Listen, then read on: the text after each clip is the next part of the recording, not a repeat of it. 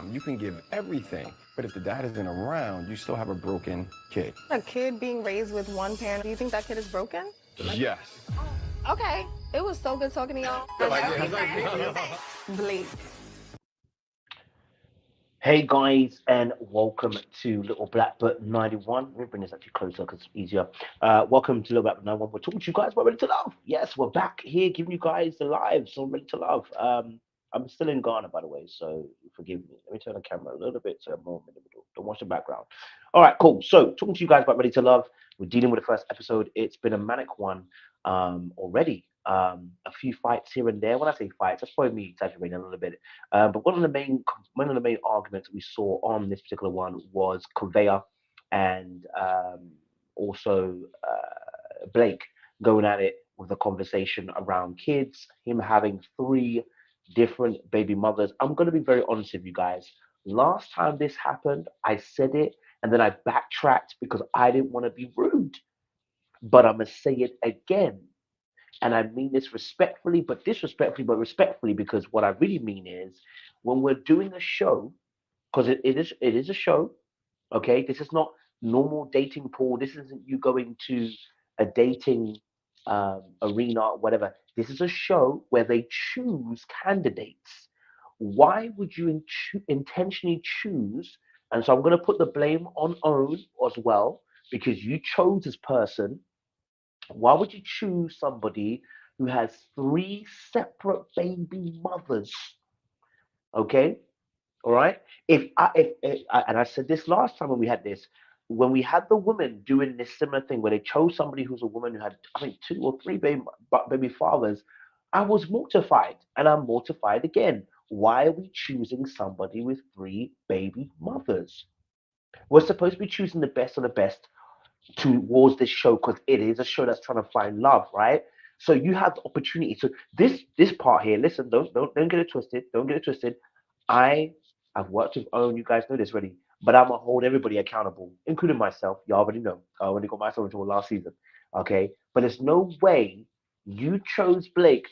Listen, I'm sure Blake is probably a great guy, but you chose someone like Blake and said, yeah, this is great.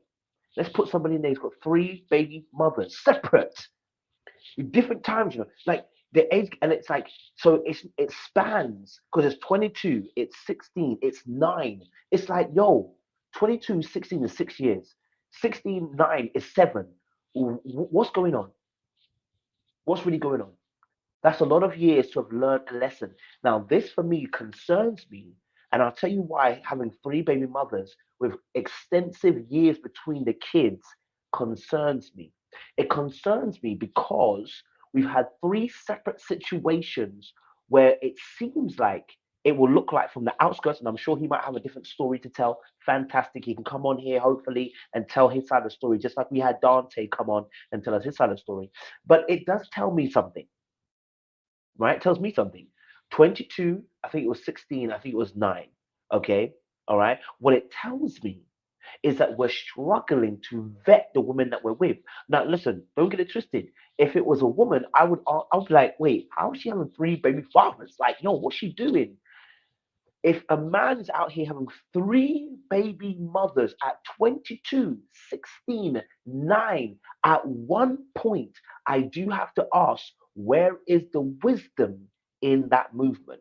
Then I have to ask, why was it at 22? Okay, 22. Do you know what? 22 years ago, you were young. 22, he was 22 because he's 44. At 22 years ago, he was 22.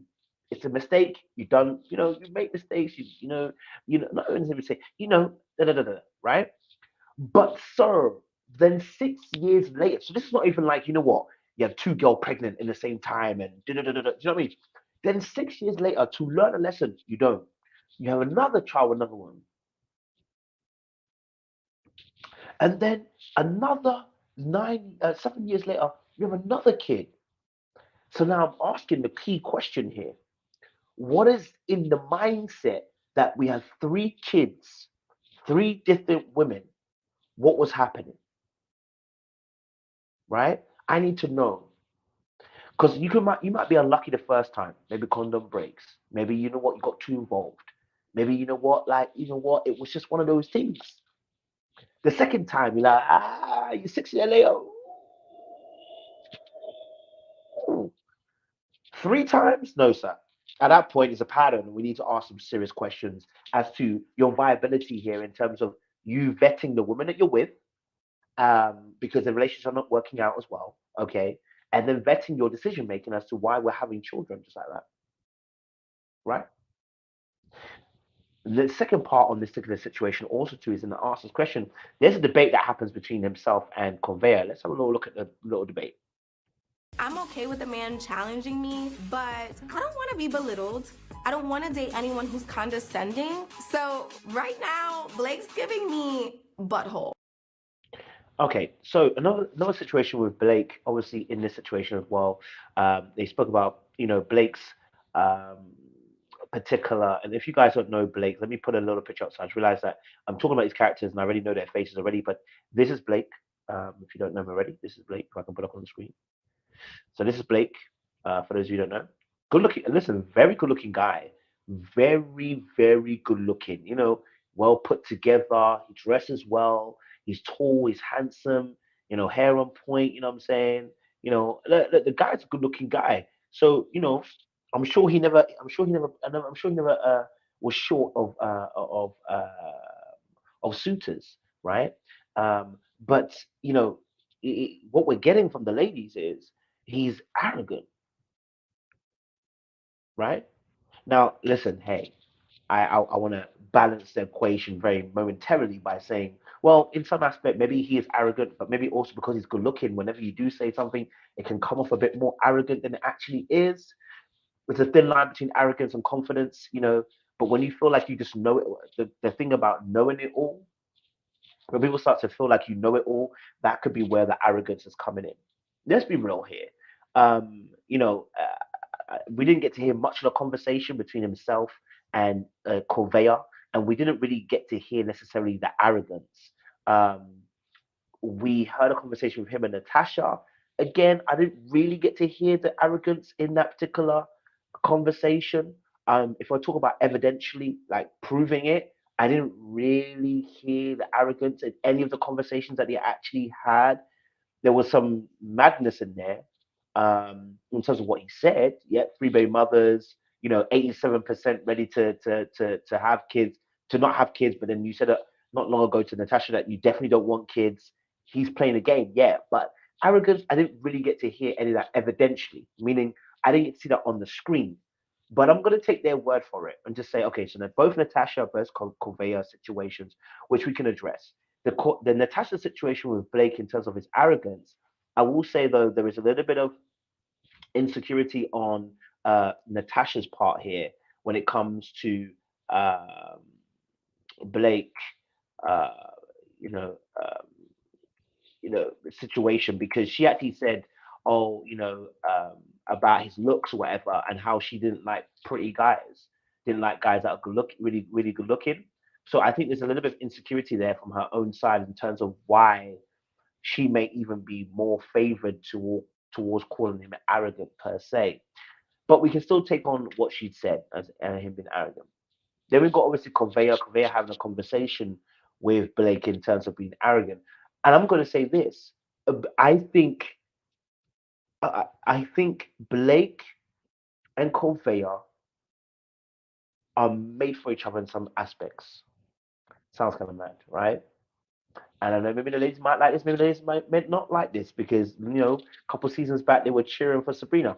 But let me say this again: Corvea's got a bit of an attitude. Okay, yeah, and I think she met someone else who was willing to go toe to toe. Okay, right? So so I'm not saying that he's not arrogant. I'm saying that the two people who I saw insecurity in Natasha because the way she actually spoke about the whole situation, and then we had the whole now we've got Conveyor situation with Blake, but Conveyor's somebody who likes to put her foot in it verbally. She doesn't mind saying one or two things extra which don't need to be said. Just keep it in your head. She doesn't mind saying it. It's not necessary. But she met somebody else who also can talk the talk like her. And I think that's why they probably kept him on board as well. Because let's be honest, I don't believe we're in now what? 8 seasons in, 7 seasons in. I'm gonna be honest with you. I don't believe the women necessarily kept Blake in.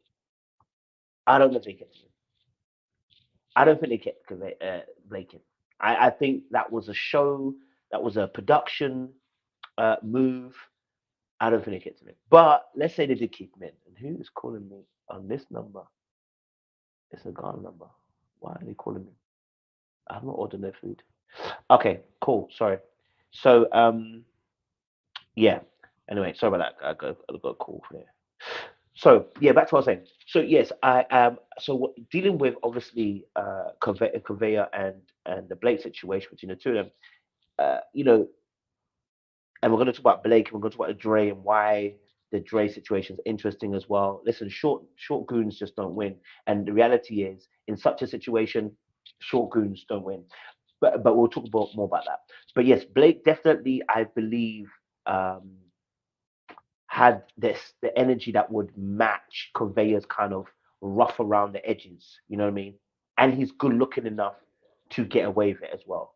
Hold on one second, guys. I just realized. Hold on one second. Pause. I'm just gonna hold on one second. Woo-hoo.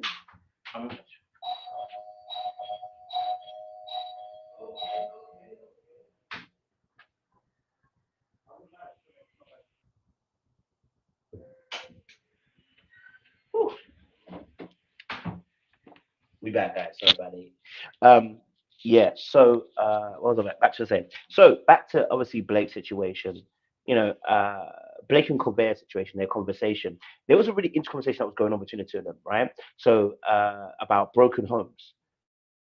So, I look up as well because I think that was a really good conversation between the two of them. Let's see this. The dad isn't around, you still have a broken kid. A kid being raised with one parent, do you think that kid is broken? Yes. Okay. It was so good talking to y'all. So there was an interesting conversation between not you guys, actually, this is my housemate, guys. But there was an interesting conversation between Blake and Corvea about this broken home situation, and I found it quite interesting because obviously Blake himself has 3 baby mothers. Now, of course, he's going to say he's very present. He's going to say that he's obviously, involved in his kids' lives. I am not trying to dispute whether he is or not, but he has 3 baby mothers, 3 separate homes. There's some brokenness there, sir.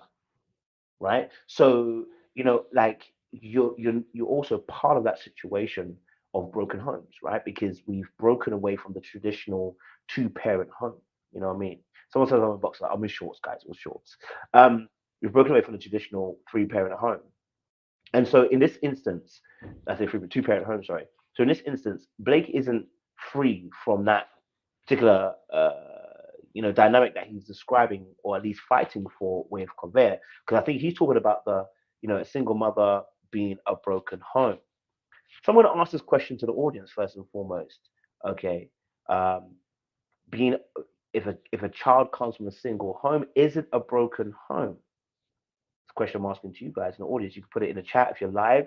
If you're watching as a replay, put it in the comment section. Question we're asking right now is a single mother, single father, is that a broken home? Okay, is that a broken home? Would you believe that's a broken home? Because that's the conversation they're having there, right? Now, of course, as Blake is saying that, he himself is a part of that dynamic. You know what I mean? He himself has created broken home, 3 of them, because he is in neither of these women's lives and at different times. So whether it's a single mother, single father, whether you got baby mothers around, you still part of that dynamic. You know what I mean? You're not free from that. Just because you're present in those kids' lives doesn't mean you haven't broken home. You know what I'm saying? There you go. Yeah. So now, am I saying that is it better off not to have one parent if they're abusive or they're not present? Da, da, da? No, of course. Listen, we're not talking about the efficiency. we're talking about is just the term broken home. The efficiency. There are two-parent homes. There are two parents that are even worse than having just one parent. There are many homes where it's better just to have the one parent. Not saying that there's those homes aren't working well, or they're not great, or they're not even good to have. What we're talking about is the term broken homes. We understand there's more efficient ways to do things, but we all would want two proficient parents. That's what we'd want, right? We'd want two proficient parents. That's what we want, right? We'd want that. But if there's only one, good or not, there's an aspect of half that energy that should be coming, can't be coming. Now, unless you've got someone else who's involved in the family dynamic, who gets involved and replaces that energy, fantastic, then great, right? But maybe the term broken may be a little bit of an aspect that people don't like. It could be triggering for some people. But let me put it this way: we're in need of both mother and father, proficient, efficient, present, emotionally, financially, physically, mentally. We need those kind of parents. Children need both of those. Do you understand? Right? So we both need, yeah. Um, so that children need both of those, right? Um, so yeah, that's another aspect as well. Someone said you can have two effective parents who don't live together. Sometimes you have folks who step in and take on a role. Absolutely, I'm not debating that. Absolutely. Of course, there are other ways that can work, but we're talking about the the the, the way that we want it to work. The actual, I would say, the actual um, first initial, what you're looking for is two parents who are both the mother and the father, who are present physically, emotionally, financially, etc., for that child. Of course, then you split down and say, okay, maybe two parents are parenting from different places. Fantastic. Yes. But the ideal way we'd want it to be is this. So what we are describing is, when they say broken, it means it's broken from that original standard that we're requiring, or we'd want ideally for that child. Okay. That's what we're talking about. So yeah. Okay, cool. So back to what I was talking about, the Blake situation with Corvaya and their situation as well. Um, you know, uh, in this aspect as well, for the Blake conversation, I think, again, I'll just touch on this last part before I move on. I personally feel like bringing Blake in is just for TV ratings. Why are we bringing somebody in who has three baby mothers? Yes, we might say that because he's also saying, and this is another thing as well. Blake is pulling Blake is pulling one of those things again. I think last season we sort of Mike a little bit as well. Negro, you don't want kids, okay? You don't want kids, okay? When you started with Natasha, you told us very clearly, you don't want kids. You don't want no pickney. You said it straight. No, I'm done with it. I've had my pickney. I'm done. We said, all right, cool. And then we get down the line when you're talking with Conveyor, and suddenly you're telling us you 80% sure, 87% sure. And it's given me Mike from last season, because he did the exact same thing. It started off with, I don't want no more kids, and now suddenly I can think about kids. It's like, look, listen, I get it. I totally understand where you may be coming from, Blake. So Blake might be thinking in his head, you know what? With the right person, I potentially could have this child. But your default setting is, I don't want any more kids. That's the reality. You have a lifestyle that you don't want to change. This is what we call an incompatibility issue. When we talk about incompatibility, people, please do not play with the incompatibility issue. Let me say this again. Do not play with the incompatibility issue. This will always end in tears. Okay? When somebody tells you something, reason why incompatibility is one of these things that is, I guess, a thing that it can't change for you. It's set it in stone, right? Like, for instance, your faith is a compatibility issue. It's not a chemistry issue. It's a compatibility issue. And then within the faith, there are actually things that can be compatible and actually can be chemistry, right? So for instance, someone might say, well, for me, I can only date somebody who is Baptist. And it could be necessarily more of a chemistry issue, but then someone can say, no, I truly believe that, Baptist way is the way to do it. And that could be a compatibility issue. Someone can say I'm Pentecostal and do you know what, I only date Pentecostal. So therefore I'm not shifting. And for me, that's a compatibility issue, right? Because I'm refusing to move from that particular stone. Those are long-term things that are not going to change anytime soon. It's a fixed cost. It's done. It's sunk. It's finished. It's not going to move. If you decide to shift the ball on this aspect, I'm telling you, your relationship will crumble eventually, because the reality is that is a pillar of stone that upholds the building and the foundation of the relationship. So I'm saying to you here, okay, all right, I'm saying to you here, you cannot shift and move that pillar, which is meant to be a compatibility issue, to make it work in a relationship. That is not a consideration. That is not a compromise. That is a sacrifice that will end up you bleeding out and that relationship failing in the long run. He does not want kids. Sir, you don't want kids. You know what? No picnic. Okay, great, fantastic. Keep the same energy. Keep the same energy, because what you're about to do is you're about to rob somebody of the opportunity to have someone else who wants to have kids. Look, the likes of Mercedes, the likes of Morgan, the likes of Corvaya, Natasha even, they've literally described it, right? They've literally described already that they want kids, they want a family.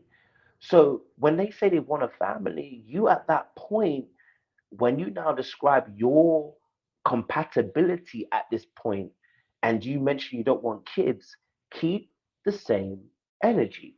Him now backtracking on that particular remark and that particular compatibility issue now causes issues. Now, this is why I said I feel like they casted him, because the scoop back. I'm getting the feeling that, you know what, they had someone on the side was like, yo, change that, bro. Like, yo, you won't last long if you don't say change that. You know what I mean? If you change that quick, or you should be eliminated. Like, you know what I mean? Like, bro. So now you're at the 87% mark. You ain't going to change. It's still a high percentage that you don't want kids. 87%. So I have to work with 13%.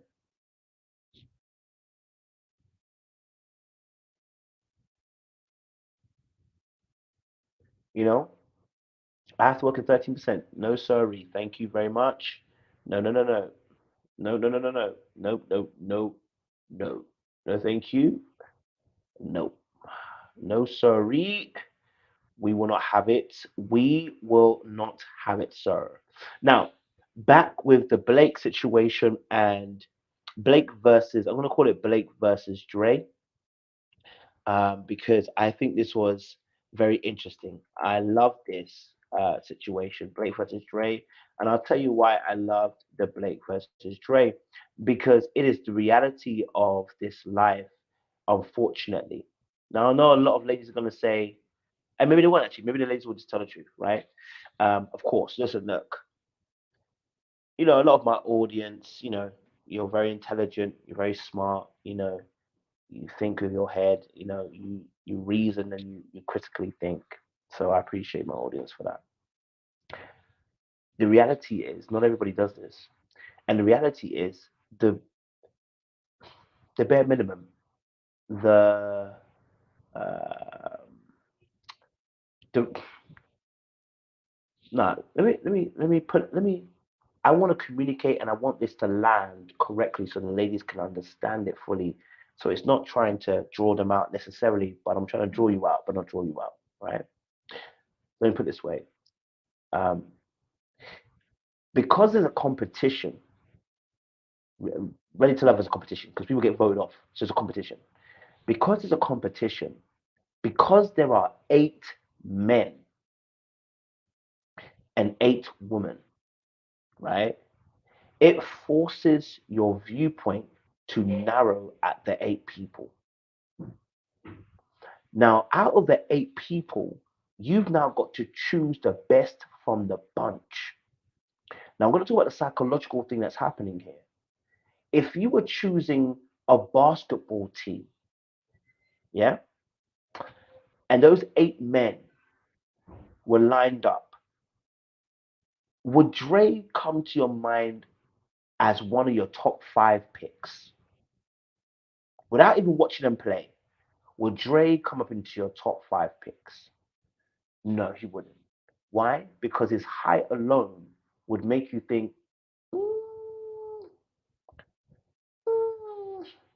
the height situation, right? Now, here's the key thing. The issue behind that is, and the reason why you wouldn't put Drake was, first of all, because he's short. Now, if they started playing basketball and you saw Dre play and he was okay. So let's say out of all the 8 men, he ranks maybe 6th as, 6th best ball player, right? He's a 6th ball player. He's not 8, but between 6 and 8, it's not that bad, right? Between 6 and 8, it ain't that bad. Okay, right? So there's not much of a gap between 6 and 8. So he's 6th place, but the 7th and the 8th. And it's not that bad. Dre would still come last. And I'll tell you why. Okay. All right. I'll tell you why. Because in order to be that short, you need to be exceptional. Okay. In order to be seen, you now need to be exceptional. So I know some people are putting some comments in the chat talking about, height's not a problem in b-ball. It's a problem if you're not exceptional. It's a problem if you're not exceptional. If you realize the people that are playing the NBA that are short, they are exceptional. They're not good. They're exceptional. You can't be good. You have to be exceptional in order to play because you are compensating for your height. So Dre, in the midst of the bunch of these men, his height in a competition, by the way, it's not an open field. It's a competition. Instantly, through competitive eyes, you go into what I call the biological kind of responses. I'm here to win, I'm here to survive, I'm here to get through. In that instance, you've got to calculate, make decisions. Being short don't help you. Okay? Being short don't help you. Okay? That's the first and foremost. That's the first foremost part, right? But here's a bigger thing that happened that's a problem. And it's not this is not even ladies' problem. This is a psychological issue. All right, it's a psychological issue that I want to talk about. Right, the psychological issue. Okay, comparison. There are 8 men. I'm not even going to get to the swag just yet. We'll get to the swag, but there are 8 men. Okay, there are 8 men. 8. Okay, there are 8 men. And because there are 8 men, 8 men are being compared against one another.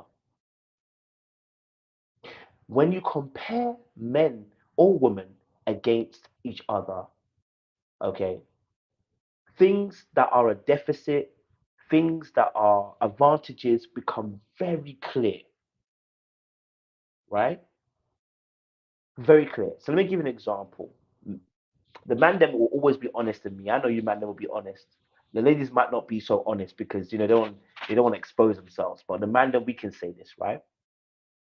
You're out partying, okay?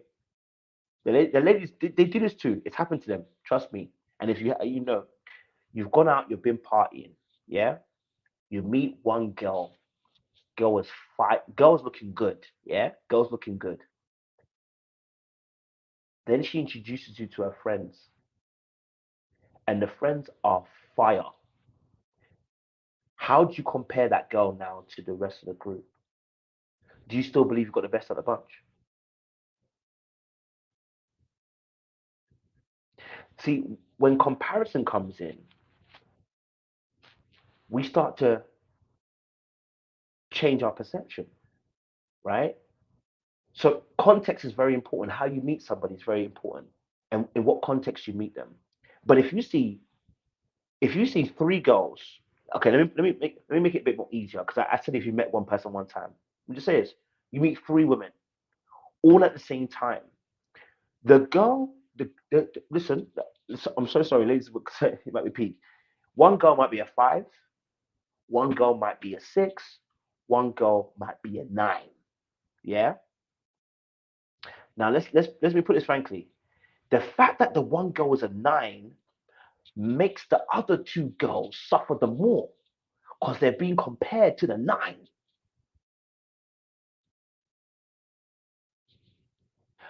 And also, it's psychological because what happens is the guy's got to think about if I've got to approach the 9 or how do I approach this?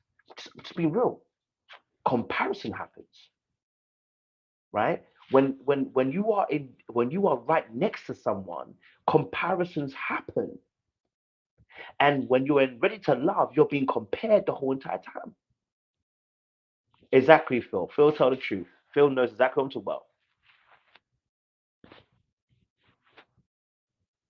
Okay? You see that, and then you see your friends. You're like,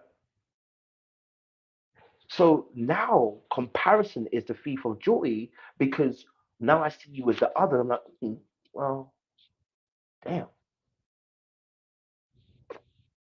damn. And what happens to a person is that they start thinking, I haven't got the best. Should I try and go for the best? Right? It happens. It happens all the time. And I'm sure ladies do the exact same thing. I'm sure they're like, oh my God, I wish I went for the friend who was finer than him. It happens. Ladies might not tell the truth, but we'll take the hit on this, ladies, we'll take the hit on this. The ladies won't say it, but we'll say it, right? Okay. Okay, so we'll say it. Now I love this. Ladies, I want you to pay attention to this, okay? I love this. Okay. In comparison, he's the same height as DJ Quicksilver. I would talk to DJ Quicksilver all day. He has swag. Okay, no. So let me clear this up for you. What's his name? DJ Quicksilver. Now, DJ Quicksilver has made a name for himself. So he has status, he has some level of power, and he has some level of wealth. DJ Quicksilver is not your average man. Again, you're proving my point about being exceptional. He is above the average man. Kevin Hart is short, but he's above the average man. His money's taller than all of us. If I sit next to Kevin Hart, the baddies are still coming for Kevin Hart because his wealth, his money, his power, his status, his name. I'm nobody to Kevin Hart. Just saying. I'm not saying that's the be all and end all. What I'm saying is you have to be exceptional. That's what I'm saying. You have to be exceptional. It's not that you can't get girls. I'm not saying that people don't clean up. I'm not saying people don't get girls when they're short. I'm telling you that you have to have exceptional abilities. I remember back in the day, there was one back in the day. Um, back in the day, there was one kid I remember in school, and he was chubby, but this boy had bars for days, for days, for days. His tongue was, it was so sweet that girls would just rub. So it didn't matter, right? It didn't matter. Girls would like him. He had something that would make him exceptional. He had a confidence, he had a suave, he had a charisma, he had a tongue that was just sweet. When he spoke, you were giggling, you were laughing, da da da da da. But I would even argue he wasn't short. I'm just gonna be honest with you. Like, the height is, you know what I mean? I'm not saying again if you're short you can't get girl. I'm just saying, but when you're in a competition like this, he's gonna need to be exceptional. We can talk about his clothing. Listen, we're gonna come onto his clothing, of course. We'll talk about that, right? But I'm just saying in general, Physically, let's not be lying, ladies. None of you were checking for Dre. None of you. Dre is a cool person. Dre's got energy. Some of you are saying about confidence. He had confidence.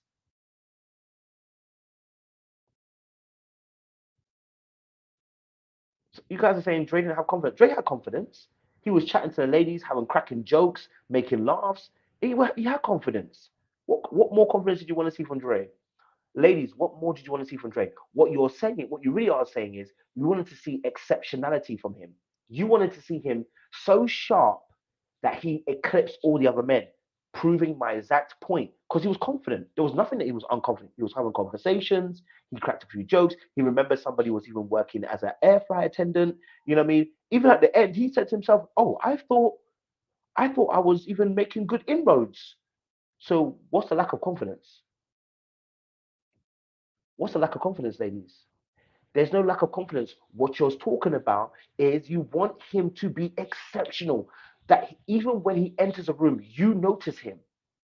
What you're asking for is what I'm talking about.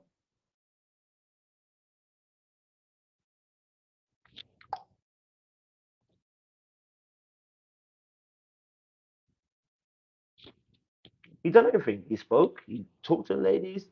He said what he said. You know what I mean? Yeah. You know what I mean? In no clip did we see him talking to any of the ladies.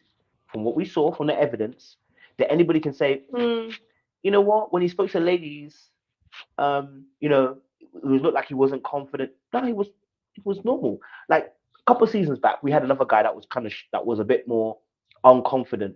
We spoke about that, right? We did. We all spoke about that, right? But in this instance, yeah, Dre's energy was off, right? Dre's energy wasn't off. It was on. He was vibing. He was there. But the competition that he has around him, he needs to up his game. He's up his game.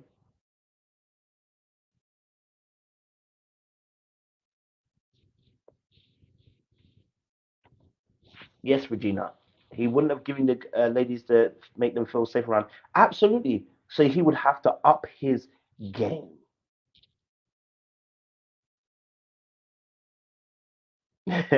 Phil said, Phil said, Dre didn't have confidence, but Blake was arrogant. Yeah. Now we can talk about his dress, right? We can talk about Dre's dressing, right? Um, Again, this goes back to first and foremost comparison. Number two, the dress sense being off for the environment that he's in, right? That's not necessarily to do with confidence. That's just he's got poor dress sense, right? He's got poor dress sense. That poor dress sense does not directly translate to confidence, but this poor dress sense was not going to help him. I saw what he was wearing and I was like, bro, this should have been, you know what? He should have come up in there, sharp suit, maybe like a light blue or a dark blue with a white shirt open, one button open, like just keep it like that, you know what I mean? Keep it fresh with some nice shoes on and come in looking crisp. But when you come in there with the Converse and the jeans dropping a bit low, like boot cut jeans on the Converse, and sorry, and you tuck the jeans into the Converse, the high end Converse, and you got the little polo on, which is making you look younger than you actually are. It's making you look like a kid, which signals biologically to women, and this is what we're talking about, biologically to women that you can't protect them. Not that you can't, not that he cannot. I want you to understand something. There is nothing that he did per se to say that he can't protect a woman, but the mere fact that he looked like he could not meant that the ladies were turned off because you have to send a signal. This is why I keep saying that bad boys do win. Because at least they send some type of signal, which is like, yo, at least this guy gonna defend me. See, ladies be talking about in 20, and this is not all ladies. This is what I've heard. You'd be saying to me, you don't need to fight a man in 2020. You don't need to fight people off anymore. This whole men are leaders and fighting somebody off. You don't need to do it anymore. But the reality is, the biological instinct is still there. The instinct to be protected is still there. And if I don't give off that energy, guess what? I ain't getting chosen.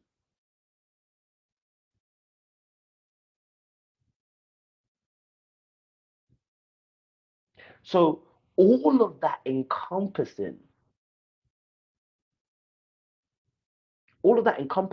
spoke something to the ladies that they didn't want it. Now listen, even if Blake could have gone this week, Dre was going next week. It don't make a difference. Blake was going this week, Dre was going next week, or the week after, which one where the boys get to choose on. He was going eventually. Okay, all right. That high needed some extreme confidence.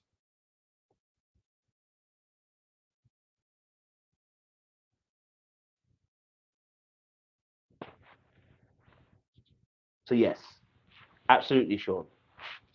The look was off. The look was off. And that's a major thing. That's a major, major, major thing. And so yes, the it's unfortunate. It's unfortunate. You know what I mean? Um, now the reason that again, and this goes back to that reality that let's say for instance, I think it was a show who just kept Blake on, but let's just say in reality, a lot of women would have taken Blake over Andre. I mean, taken Blake over Drake. A lot of women would have taken Blake over Drake because the reality is that Dre's not inspiring anything out of you. You know what I mean? Dre's not inspiring anything of you. You know what I mean? So yes, I definitely hear that about about Dre. Um, and he needed to. Um, there's some things you might need to work on in terms of just to fit.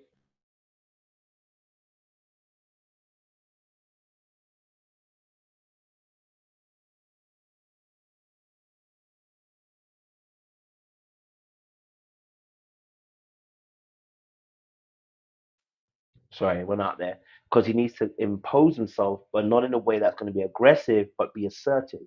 You know what I mean? Um, he needs to be able to do that. So there's going to be, that may have to come into play, as well for him. Just to be able to body language wise, how do I stand to make sure that what I'm not going to be pushed aside or I'm not going to be looked at in a way because you have to compensate, right? But that's a competition, by the way. Listen, if he meets you at work, and this is where the context comes in. So let's talk about the context. Why I always talk about attraction, contextual attraction, right? Contextual attraction. Context is very important. Okay, contextual attraction. What does that mean? It means depending on the context, um, you could have a better chance of being drawn in. Now, Dre in the club, you may not look at. Okay, Dre in a club, you may not look at. Dre at work, you may look at because you have a different context to perceive and scope him at, and the time frame you have to observe is considerably different, and the exposure to the particular person is different as well. So whilst you may be at work, you may have a bit more time. You may see he's a very kind person.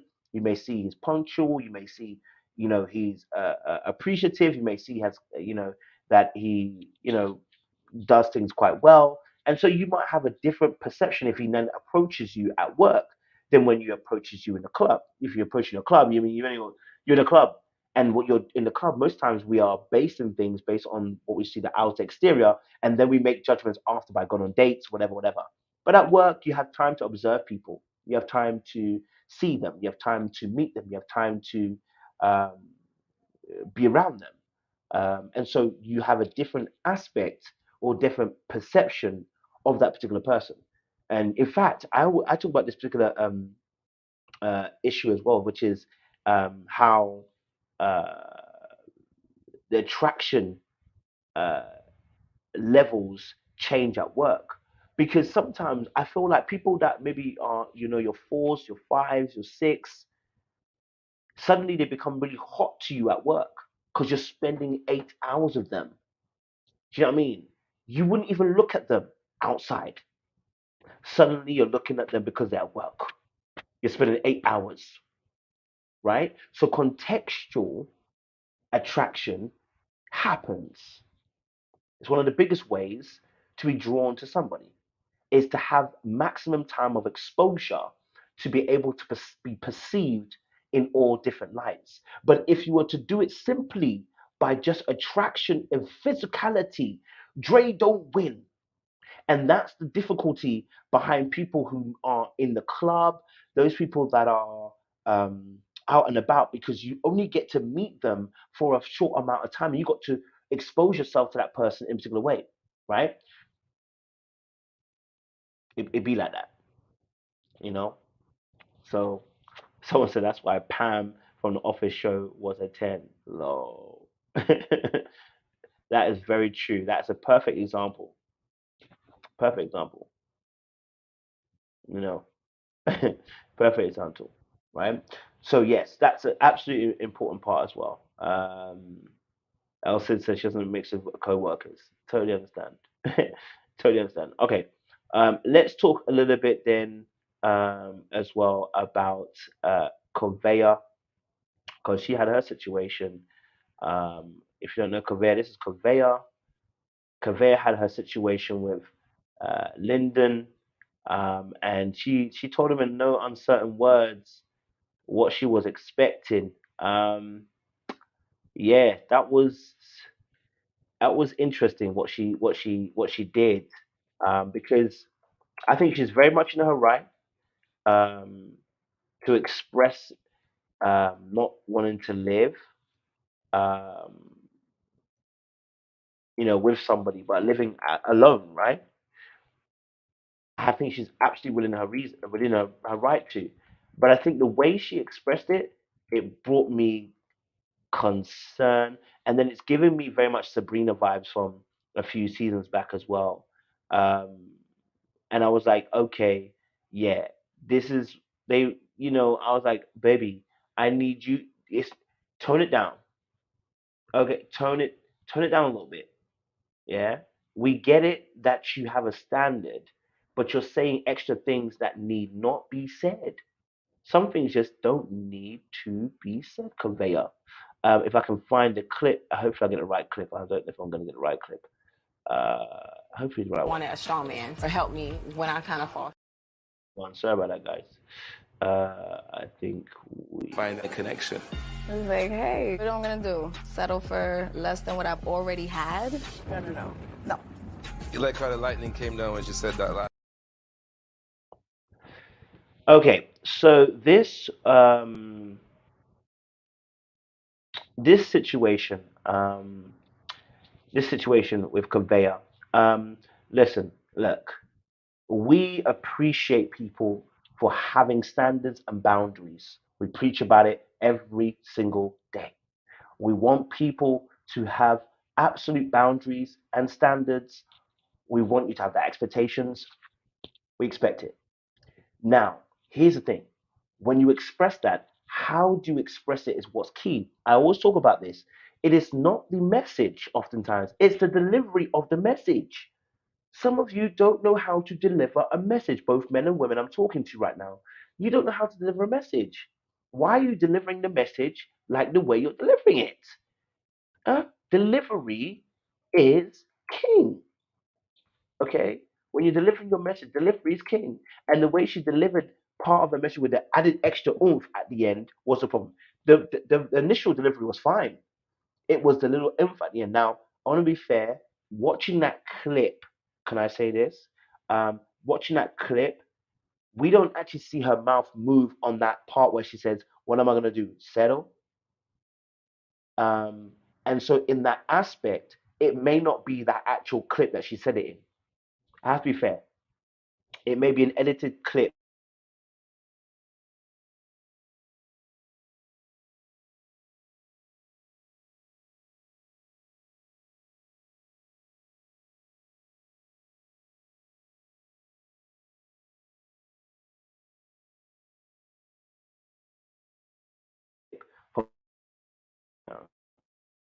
There we go. Okay, so internet was trying to play up there.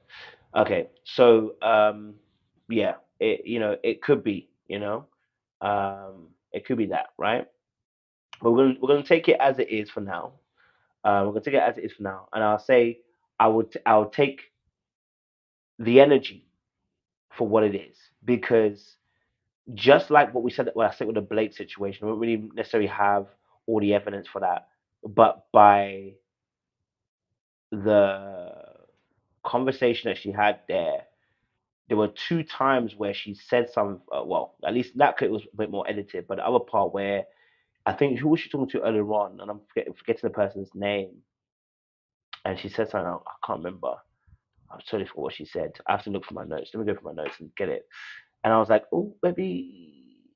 I was like, yo, it's just the extra added part. It's not necessarily that you have standards. By the way, ladies have standards. No one's saying you not to have standards. It's the way she delivered the last kind of final blow to make sure everybody knew what it was. I'm trying to see if I can find the actual clip. Yes, when she said about, yeah, Lyndon, when she was saying to Lyndon as well about living on his own, and she said basically figure it out. I said she's got an energy. I said, oh, okay, she got an energy.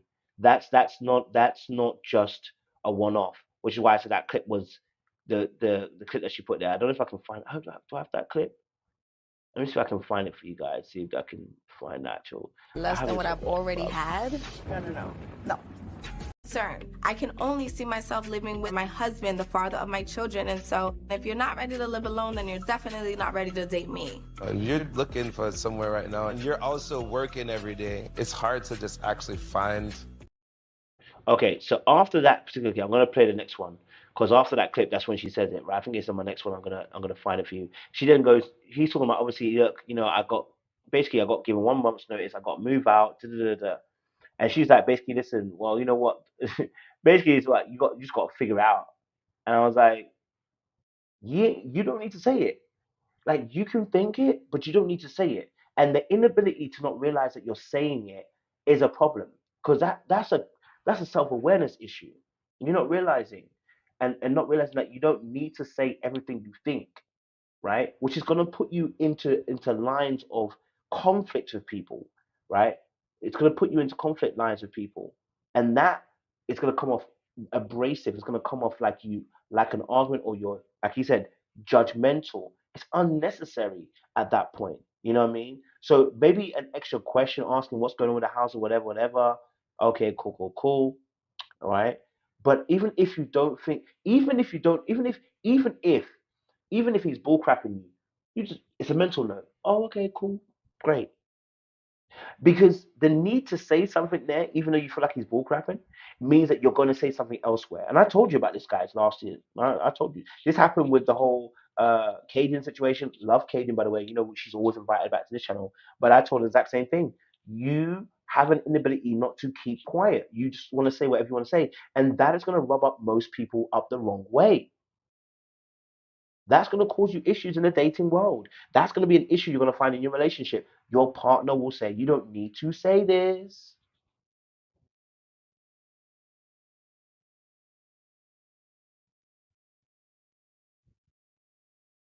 You know what I mean? So in this situation, when we're talking about Corvaya, the standards are fine, everything like that fine. Just that the extra added parts, they're not needed. But they actually tell us a story about why you'd want to. Do you know what I mean? It almost gave a little bit of I'm better than you, or even an elitist kind of energy in that aspect. And you don't need to. If you feel like he should have left his home by now, you'd be like, well, for me, I want a man that, is gonna be living on his own because, this is how I expect to be. And you leave it at that. You leave it at that. You can leave it at that. Do you know what I mean? You can leave it at that. You know? Now, if Lyndon was making excuses for the fam, okay, he's making excuses. He's making excuses. He's got a roommate here. I don't know what the kind of, again, I don't want to speak out of turn. I don't know how expensive it is in Miami. I don't know how expensive it is to live there. I don't know the monthly prices y'all be paying because some of you be quoting stuff. Last time I was talking out of turn. I didn't realize. I don't know how much it costs to stay there. Do you know what I mean?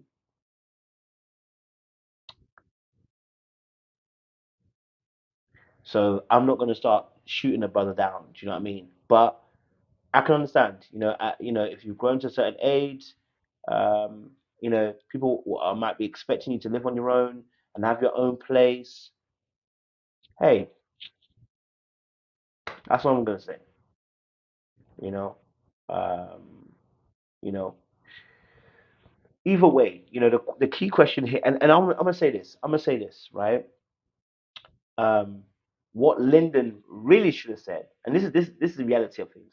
What Lyndon should have said, but again, because of, and I want to say this, maybe he felt he was being judged, and so he felt he had to give an excuse.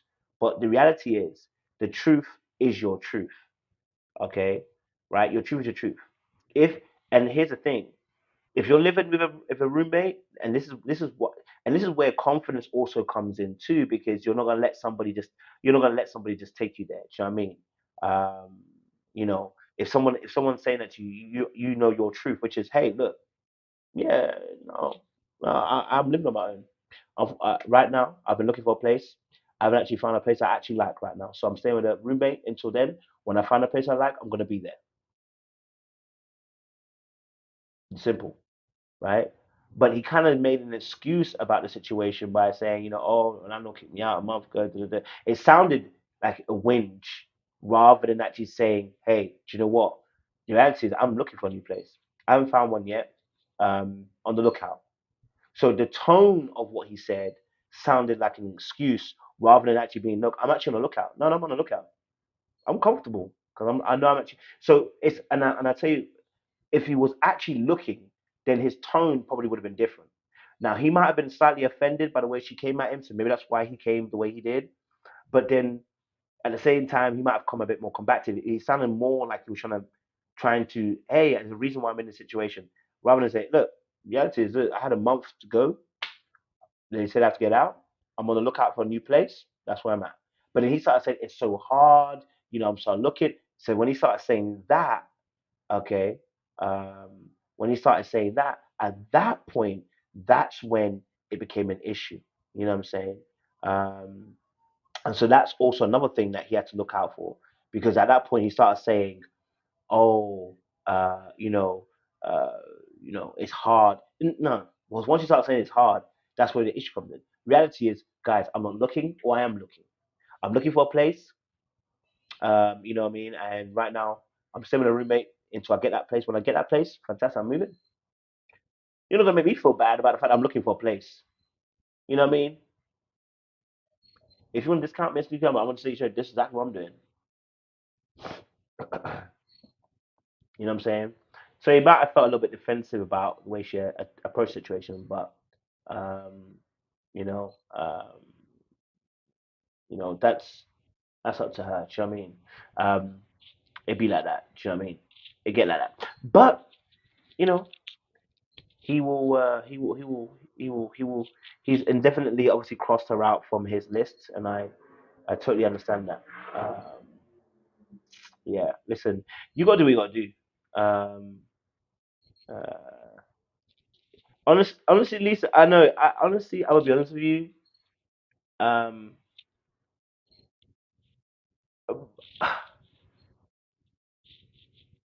I per- me personally, I don't care if you have a roommate or not.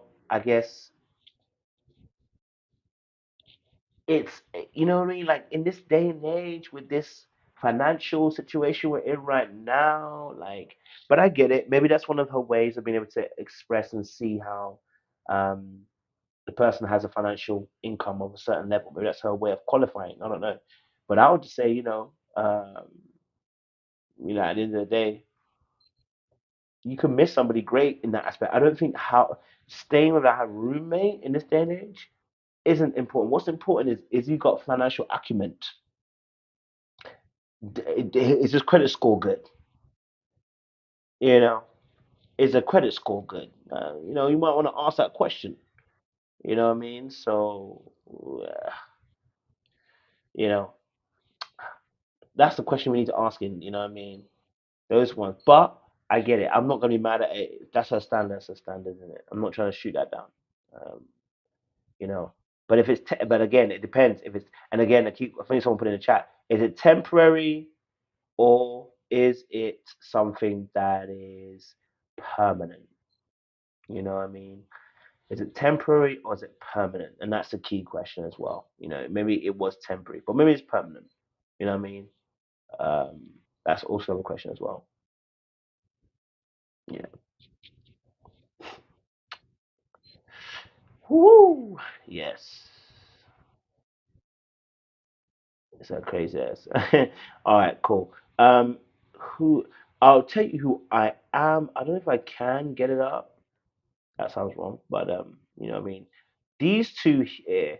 Okay, wait. Can we There's talk about this? certain Wait, things hold about a person that didn't carry over into being a lifelong partner. Have you ever been to therapy? I have been to therapy before. I might be feeling Demario a little. on. Okay, I don't know what it is, but Demario, something just seems like he's a bad boy. I don't know what it is, boy, but it sounds like a bad boy. I don't know if it's just the fact that he looks like Michael Ealy a little bit with the eye situation, but I'm just saying. He looks like a bad boy, okay? I don't trust him, but that's just my sentiment. That is just my initial energy. That's just my initial thoughts and feelings towards it. I can't say I saw anything per se, apart from in the conversation you have with Z. I think you wanted to have, but they didn't really speak about anything too detrimental or anything that was going to make me uh, necessarily be concerned. But I was just like, I don't know. I don't know. I don't know. I'm getting a little. I don't know. Something might not necessarily be, or something there is. But we just need to maybe get to know him a little bit more deeper. We probably need to get to know him a bit more, um, as well. But there was a conversation I wanted to see. Oh, I wonder if I can get it up again. Pause on that. Hold on. Sorry. I just want to see if I can. Okay, before I get a copyright strike in, I want to see if I can get a conversation between Z and Demario because they were having a conversation. I haven't even put the timestamp there, so I don't even know if it'll work. But So how does that work? I always have these leadership qualities, so it's nice just like, okay, I don't feel like thinking. Just let me know where we're going. I'll get ready, I want to say this: Z is not an alpha female. She ain't even close to that. Okay, I need Z to stop playing around. All right, Z, we love you, but stop that. Okay, Z is not an alpha female. All right, Z, you are not an alpha female. Stop that right now. Okay. All right, you are not an alpha female. I need you to stop that. Park that bus. Leave it alone. Put it away. Okay, Ogo. Ogo came in and was like, "Yo," because he said he was an alpha male, and I mean, listen, I hear you, okay, but then for him to say, he alpha, and then she was like, "Yeah, I'm an alpha female." I was like, "Baby, Z, Z, stop that. Okay, you're gonna end up hurt. Stop that. Z, stop that. Okay." I was like, Z, you're not an alpha female. Okay, just because you like maybe an argument or debate, or you can be a little bit assertive, does not mean you are an alpha female. Okay, all right, that's no. Okay, and plus your whole conversation before that was all about how you want to be taken care of. It was all about how you wanted to be pandered to, how you wanted to be led.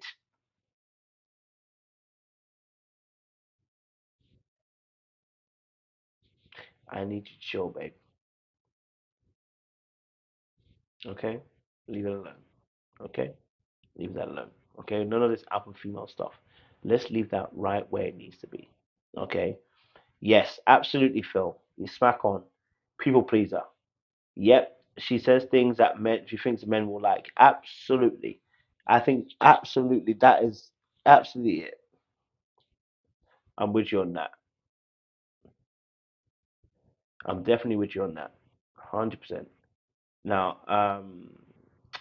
who do you know who I also want to talk about? It was Morgan. It was Morgan and And I think, by the way, guys, I'm just gonna say this straight, okay? I'm gonna say it straight. I'm gonna say this straight for you guys. I can only see myself living with my husband. Wanted a strong man to help me when I kind of fall short. I told him that too. Like, I love you, absolutely, but I need a human. Like. Same. I'm gonna just say this, guys. Okay, it's the Morgan for me. Okay, out of all the ladies, when I saw Morgan, I was there like, yo, is that Morgan? Yeah.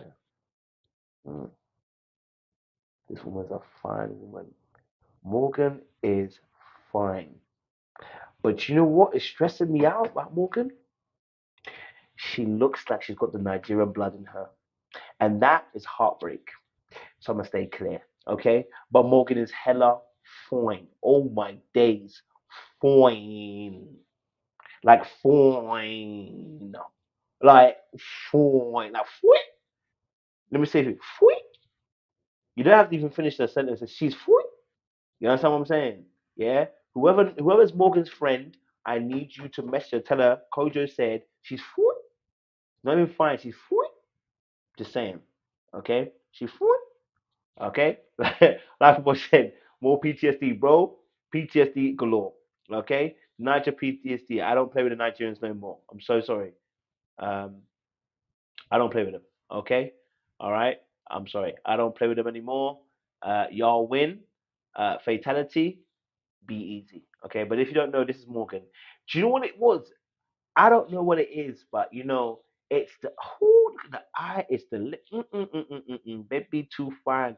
That's when I said nope. Katie said, what if their friends are 10? It don't matter. She can be 11, 20. I'ma take Morg. The girl could be a 30 out of 10. I'ma take Morg. Okay? We don't play with Morg. Okay? No Morg slander around here. You understand? Okay? Now, hopefully she doesn't go crazy on the show because I don't want to have to call her out. You know what I'm saying? But the girl was fine. Okay? All right? But yeah, no. She had a conversation with what's his name? Um, Tony. Had a conversation with Tony. It's very, very interesting as well. The conversation I said more around Morgan and Tony. Um, because he spoke about his background and I was intrigued because I was like, um, I was intrigued because um, he spoke about obviously his mum being, is it pastoral, his dad being a bit of a player as well, and I was like, I wonder how that affects him as well because you got the holy roller which he talks about obviously being a faith important and stuff like that, and Morgan said the same thing. Um, and then he spoke about his dad being a player, and I was like, okay, that's usually the villain arc. When they start telling you about the dad being a player, that's the villain arc. That's usually the prelude to the madness. Okay, that's usually the prelude to the madness. Now, what I need to hear, what we need to see, what we need to come is whether Tony has learned from the mistakes of his father. That is the question we are asking. Has he learned from the mistakes of his father, or is he going to follow in the same footsteps? That's the question. Yeah? Or will Tony be doing Bible flicks and chill? That's the question we need to be asking ourselves. Will he be doing Bible flicks and chill? Will Morgan be caught in the crossfires and the hairs like Bathsheba was with David? Hmm? That's the question. You know what I mean? So when he started opening up about his past, I started asking myself a question. I said, okay, usually they give us this information for a reason. I hope he's learned and learned not to do what his father's done and he's in a place where he's not like that. Do you know what I mean? Um, that's a real thing. You know, uh, we because that's real right there. Um, I don't know. I mean, that was one of my main concerns with him. And then obviously Morgan said something really interesting as well. Um, Morgan said, she needs also a man as well, a strong man as well in the faith. And I want to say this to anybody out here as well. Listen, this is not me being judgmental, but it's me being judgmental, but not being judgmental. Um, you need to have your own faith, and you need to have your own walk, and you need to be standing on your 2 feet. Okay, let me just put it straight for you. Okay, let me make it clear. No man and no woman. When I start hearing people say, I need a man or woman of God who's going to help, listen to me what I'm saying to you. If you really are a born again believer, you need to have your own 2 feet that you stand upon. The man or the woman added into your life is an addition, but they are not essential for you to be able to stand on your own 2 feet. I'm not saying that Morgan or Deb, I'm just making a point for anybody here, right? You have to have your own relationship. And if you are struggling when you are single, you are not going to improve because you have somebody else in your life who's in a relationship with you. Can I be real with you? I don't want to lie to you. I don't want that to be your crux. If you were somebody who was struggling in their faith single, it doesn't get easier now that you're in a relationship because someone is a Christian too. No, because they have their own struggles, they have their own issues, they have their own walk they're dealing with as well within the relationship. So I want you to be able to understand that you personally, as an individual, need to have your faith intact. When I say intact, meaning that you have your own walk you're doing, you have your own relationship with Christ. You are standing on your own 2 feet. That doesn't mean you don't have struggles. It doesn't mean you're going through things. It doesn't mean that you're not suffering in certain parts. No, all it means is I can stand on my own 2 feet and know this is what path I'm walking on. I walk that path. If I get a partner, it's an addition. Beautiful. But it doesn't solve my issue of my walk with God. You understand what I'm saying? Okay, you get it? Yeah, cool. So, yeah, that's what I want to say on that part. But yeah, I'm interested to find out what Morgan and Tony are gonna get up to. But yeah, maybe Morgan will be the one that all the boys are chasing after. Girl is fine, like you. Girl is fine. Um, I can't say anything else about that. Mercedes also, yeah, Mercedes is a very beautiful girl as well. Mercedes is a very also flight attendant as well, and so we're gonna find out because she was saying all the right things, but this, you know what I mean? So they've been doing all the right things, be saying all the right things. Mercedes was saying all the things that the men wanted to hear, but I'm wondering, is it true? Okay, I don't want her to be a pick me. I'm just putting a little caution out there. Not saying she is. I just want her to be a pick me. Just saying, you know what I mean? Because she was saying all the right things, and the guy was like, yeah, do you know what? You know, you know, she sounds like she's a girl that will cater to the. I was like, all right, cool. I respect it. Hopefully, that's her true nature. We haven't seen enough to say yes or no. I'm just putting a caveat out there as well, right? In reality with that situation as well. So hopefully that is all her, so that we can see more of that. Because we had a similar situation last season where we had Brandy, Mike. She was also catering or catered to also as well. So it's possible, that she generally is somebody who wants to cater for a man, and that's not a big deal. Um, it'd be like that. Someone said Morgan was a bit. Do you know what it was? It was the fact that I don't know what. I'm not saying she's a pick me. I'm saying that I can understand where it came from. There was something that she said, and I was like, "Are you sure?" I think it might have been a Tony situation. I think it might have been.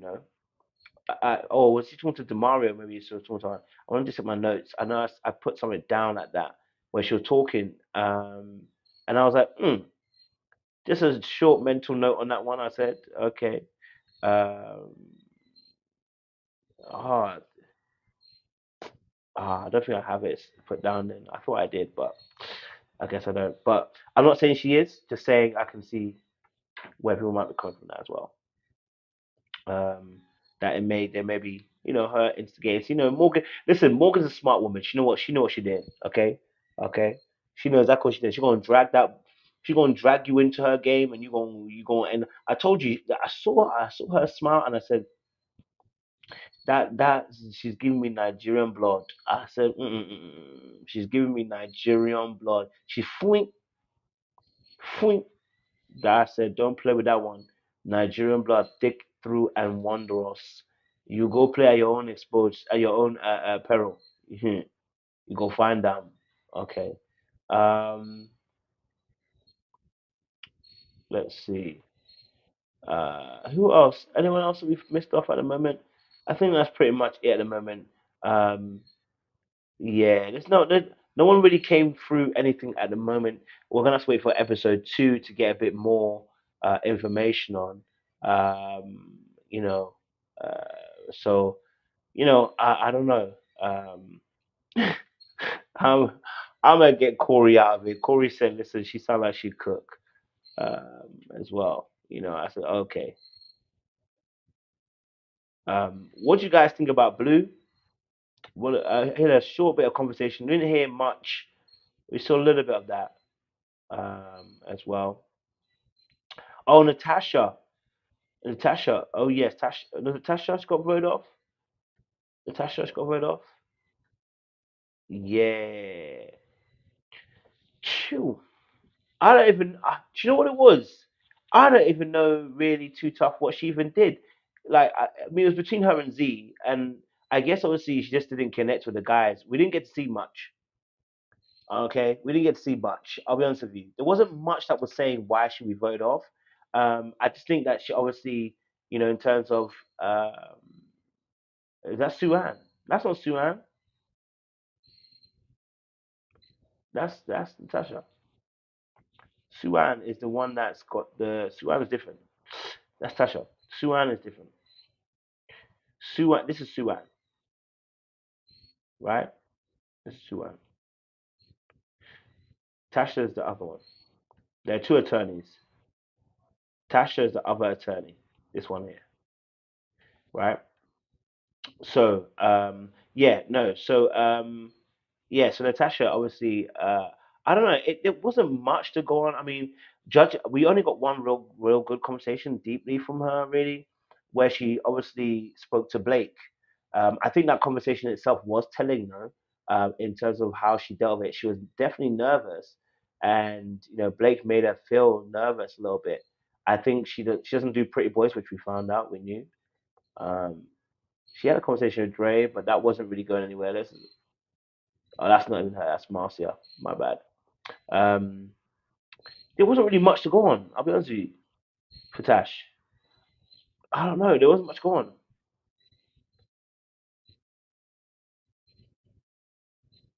Yes, definitely does.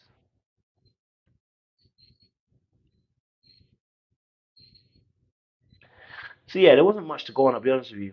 I'll be honest with you. There wasn't much to go on. With Tasha, she got voted off. Why? Didn't really make any kind of connection. Maybe she wasn't cute enough. I don't know. There wasn't much to go on. I'll be honest with you. The episode didn't give enough to. Usually they give us a little reason as to why they. There wasn't much of a reason, man. You know what? The guys just weren't really feed her. I can't remember what they actually said. Just no connection. Do you know what I mean? Just what her person wasn't there. That's just the reality of things. Her person wasn't there. You know what I mean? Her person wasn't there. So that's the reality of things. Um, and the other girls made a better connection or better impression than she did. Just one of those ones. Um, to be that. All right, guys, I'm gonna leave it there. Listen, we had came out 300 strong. Um, Freddie, who is Freddie? Who is Freddie? Who is Freddie? Who is Freddie? Who the heck is Freddie? I don't know who Freddie is.